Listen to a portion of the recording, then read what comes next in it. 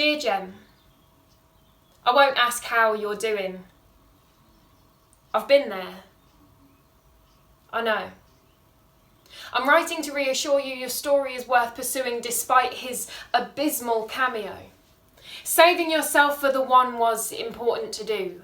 Thoughts of living in the wrong order intimidated you. Marriage, inevitable. Sex outside of it, not an avenue you'd dare take. Anything reinforced to us as children we ingurgitate like it's cake, and now you're left to retch on this slice of tart, too gut-wrenching to swallow.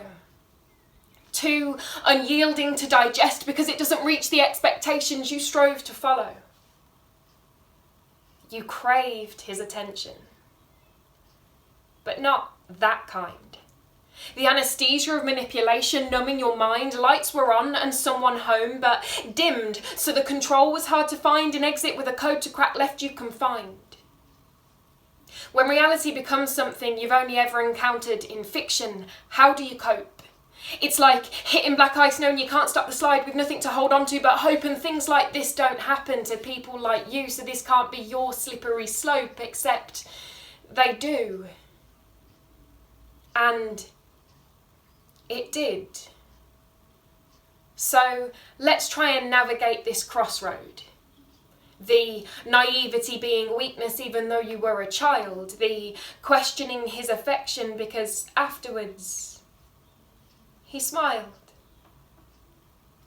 You're not going to hell.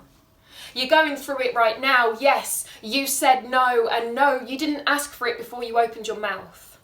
No should have been enough first time, let alone second or third, and regardless of no, your silence should have been heard. It was not your fault that silence he preferred, and when you tried to relax so the pain would be deterred, that was not you trusting his every word, that was brave.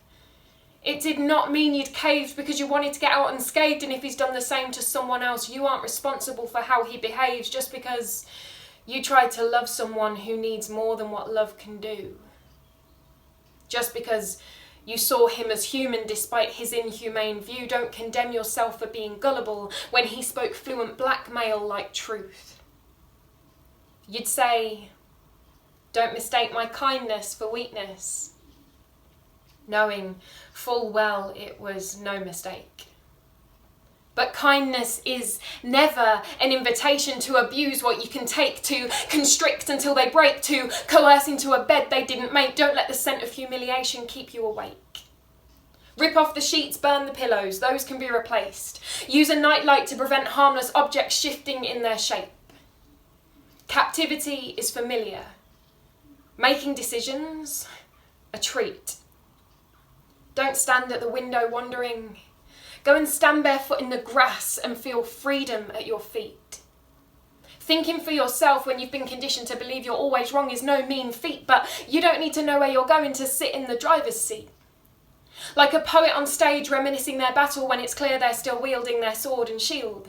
You're wearing an armour pretending it's nothing you can't handle, but petrified your fate is sealed. Forgiveness is a minefield and you can't reclaim what he stole, but that doesn't mean what's left is dishonourable. Or that you need to repent and cleanse your soul, or that abuse can be excused if it's tolerable, or that your life needs to acquire quality control because your watercolour painting has been smothered in charcoal. I believe you. And I am the only opinion that counts. You won't just get over it like ignorance will announce, so don't entertain it with, yeah, I know, and a deep burial of doubt. You may feel worthless, but that doesn't mean your love can now be bought at a discount.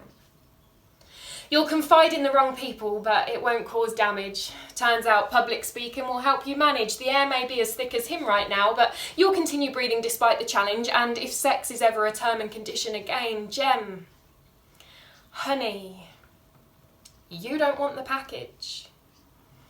Custard creams no longer mean you hear his voice. You prefer a bourbon, but it's nice to know you have the choice. One day you'll befriend someone who shares his name and you'll know that that's the only thing that they share the same. Don't wither, trying to be a delicate flower waiting to bloom. Future you is a cactus, so be prickly if you need some room. Take the faith you used to put in others and bathe in it until it seeps through your pores. Let it wash away his fingerprints and then watch as it opens doors. You can't force clouds to disperse, but the sun is there even when you can't see it. It will stay strong until it breaks through and will ensure your darkest nights are moonlit. Fear comes before bravery. You have a future and it's here with me, and at last here's an afterthought. That is after you. That is how it should be. And you see, a leopard can't change its spots, but its appearance does vary depending on climate. So don't surrender to your current conditions or overanalyze your predisposition, because change is constant. Oh, and let them comfort you before comfort agitates. Sealed with a loving handshake, Jemima.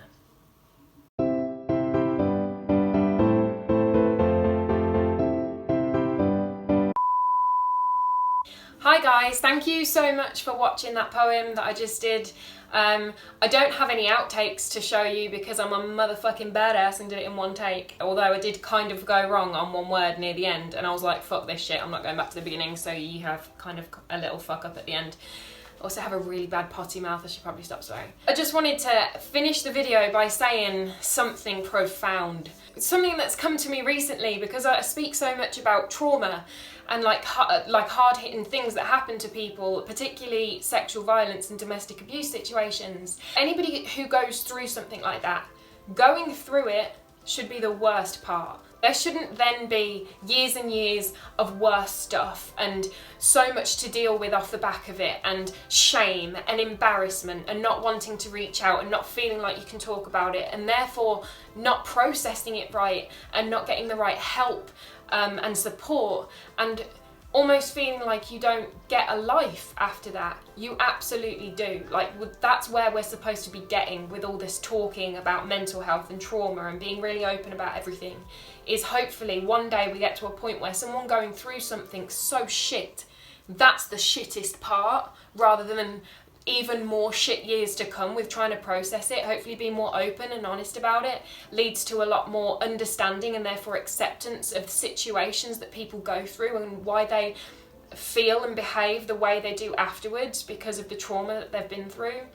And if we can also be more open about it, then maybe we can process it easier, maybe quicker, and then not have to have so many more months, days, years, whatever, of having to deal with even worse, if not as bad stuff after the worst things should be over and done with and we should be able to move on. Anyway, I don't know if that made sense or whether I just rambled, but I just wanted to finish the video with something and I didn't have a blooper reel because I'm a badass. Okay, have a good day.